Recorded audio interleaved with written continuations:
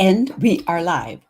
Today's topic is vitamin D. This is Supplement Saturday, where I talk about, based upon many of your requests, about some vitamin or supplement. And it can be food, it can be things that you take, it can be supplementing physical activity, supplementing sleep, all of those kinds of things. So it's a pretty wide area of discussion. But like I said, today's topic is vitamin D.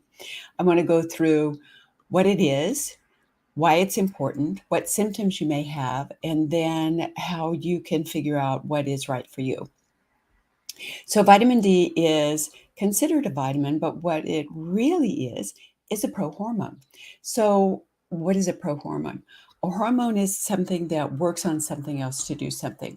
And in this case, vitamin D makes or influences, I should say, over 150 different genes in your body. So you can think of it as the vitamin D is a key, and it unlocks or locks certain things in your body. There are a lot more of what we call the vitamin D receptors. In other words, the places that vitamin D will act in major muscles, like in your legs and calves, and any of the big muscles have a tendency to have more of those receptors in it, which is part of what makes the muscle work so well, or at least that's the current philosophy about that. But it's also a lot more than that.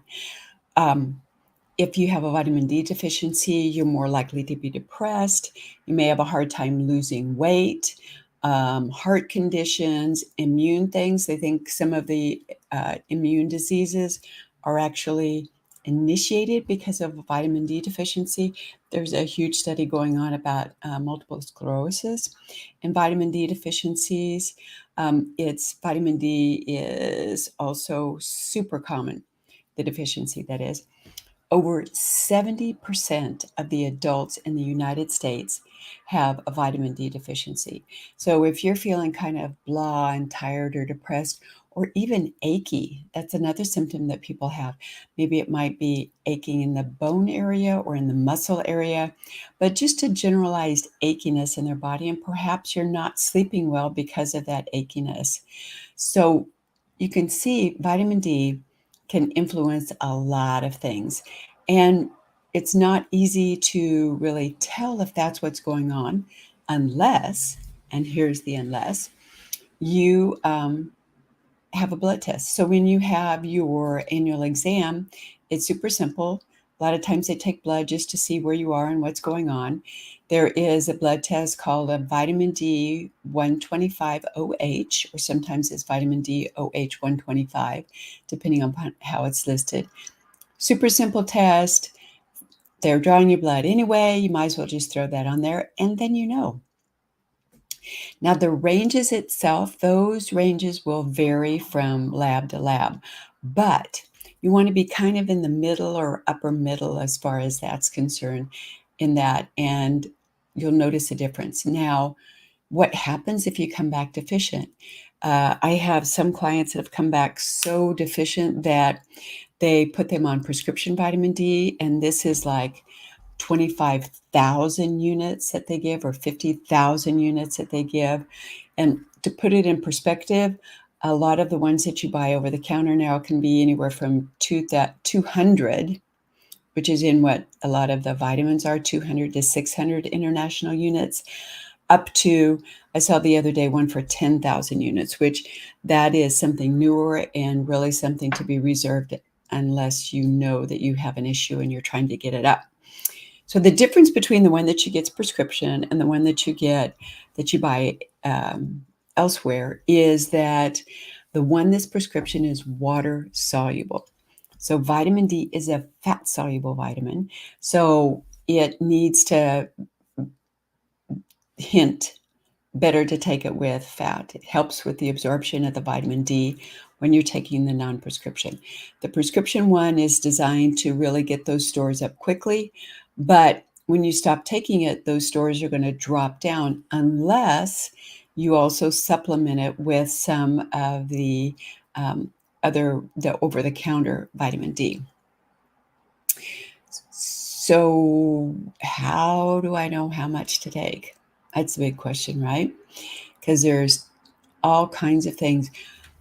And you go on the internet and you go on Google and it's like, no, it causes all these problems. Don't do it. It'll ruin your kidneys. And the other side of it is, oh, your bones are going to break when you walk across the street if you don't have enough. And somewhere in between, so they're recommending super high doses. So somewhere in between is where I recommend starting. So a group that I follow has recently raised their recommendation that 4,000 international units are safe.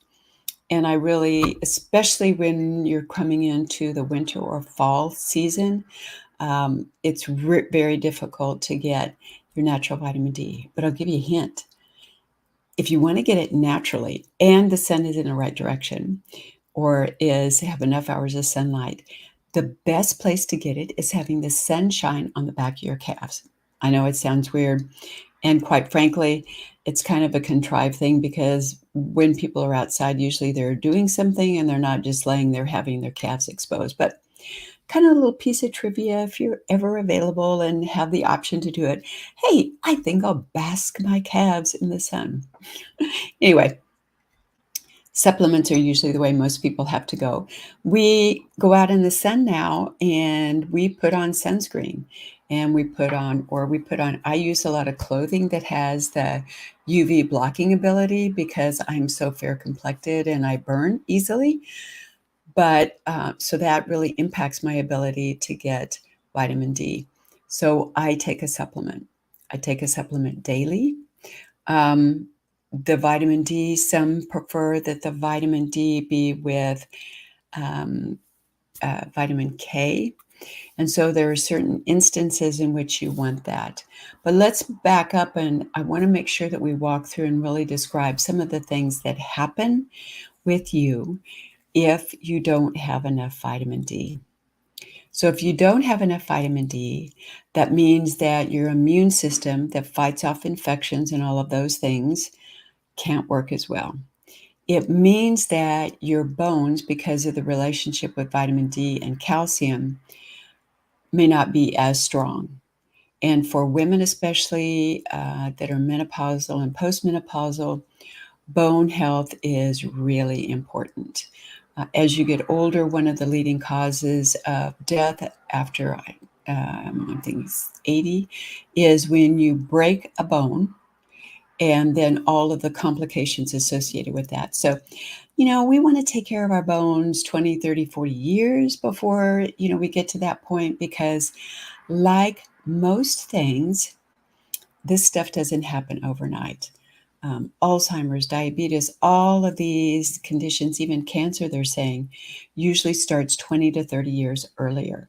So, in order to make sure that we're healthy in our quote old age, unquote, although I guess 60 is a new 40 and 50 is a new 30. I don't know what 80 is, um, but we want to make sure that we're healthy now and we're healthy then.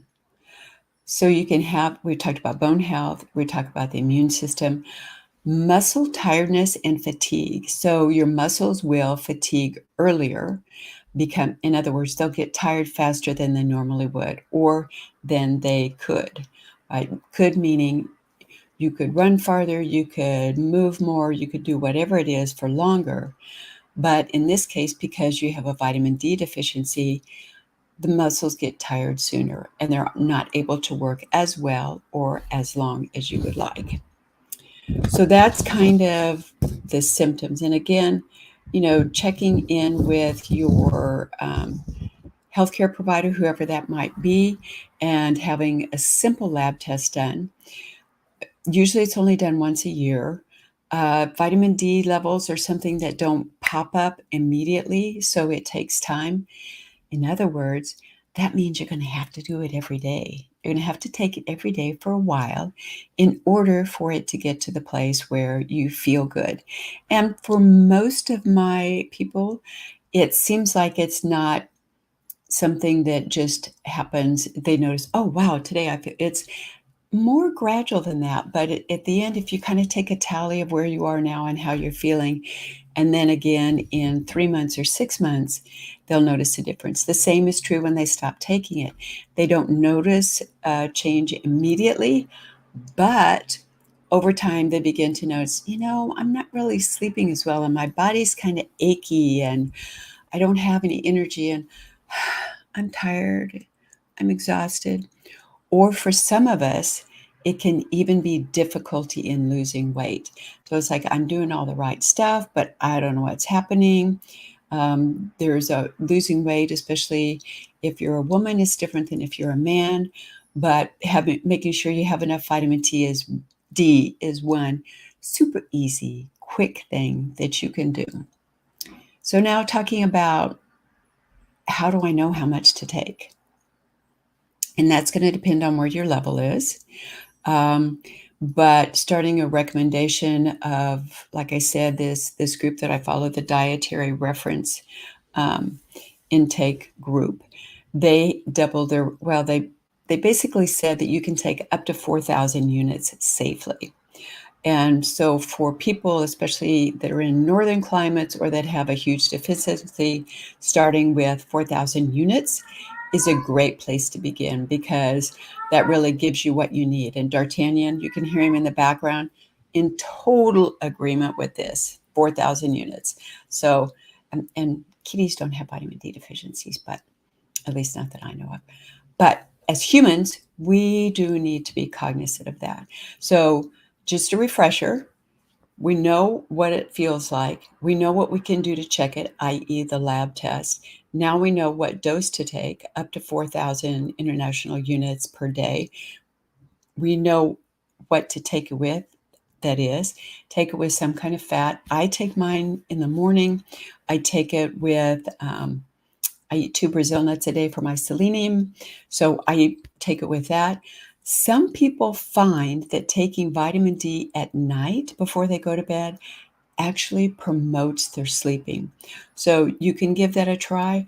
I'm in the opposite camp. If I take it at night, it keeps me awake. So my body's a little bit different with that regard to that, but trying it at night to see if, especially if you're somebody who has trouble sleeping at night, taking it at night is a way to really start and see if it works. If it doesn't work or if it keeps you up, just start taking it in the morning. I like to have anchoring times of morning or evening because it's usually easier to incorporate that into a routine as far as that's concerned. But that's it for today. Stay tuned for next week. I have a couple of topics in mind, but I would love to hear from you if you have something different that you would like to hear about. I've got some supplements that are used for eyes, and then some other things that are considered more of the anti-aging, so to speak, supplements. So that's it for today. Take care. Bye-bye.